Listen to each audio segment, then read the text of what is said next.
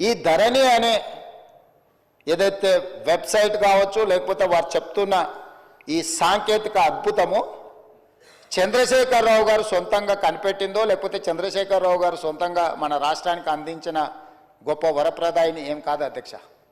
2010 సంవత్సరంలోనే ఒరిస్సా రాష్ట్రం, మన పక్కనున్న రాష్ట్రం, ఈ ధరణి పేరు మీద ఈరోజు తెలంగాణ రాష్ట్రంలో ఏదైతే ఈ ధరణి ఈ మాడ్యూల్ని ఇంట్రడ్యూస్ చేసినో IL&FS సంస్థకు 2010 సంవత్సరంలోనే అక్కడ రిజిస్ట్రేషన్లు చేయడానికి, అక్కడ భూ రికార్డులను పరిశీలించడానికి ఒరిస్సా ప్రభుత్వము నామినేషన్ బేసిస్ మీద వాళ్ళకి టెండర్ ఇచ్చింది అధ్యక్ష.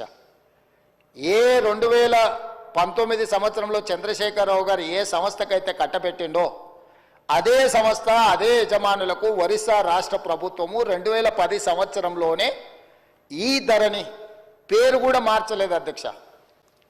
నువ్వు ధరణి అన్నావు, వాళ్ళు ఈ ధరణి అన్నారు. ఎందుకంటే ఎలక్ట్రానిక్ రిలేటెడ్ ఇష్యూ కాబట్టి ఈ ధరణి పేరు మీద 2010 సంవత్సరంలో ఒరిస్సా ప్రభుత్వం ఆ సంస్థకు అప్పచెప్తే 4 సంవత్సరాలు నిర్వహించిన తర్వాత కాగ్ ఏం నివేదిక ఇచ్చిందంటే అధ్యక్ష, 2014లో అసలు ఈ ధరణి ఈ రిజిస్ట్రేషన్ సాఫ్ట్వేర్ లోపాలను కాగ్ నివేదిక బయటపెట్టడం కాకుండా ఎలాంటి కాంపిటేటివ్ బిడ్డింగ్ చేయకుండా వాళ్ళకు నామినేషన్ బేసిస్ మీద ఇవ్వడం మీరు తప్పు.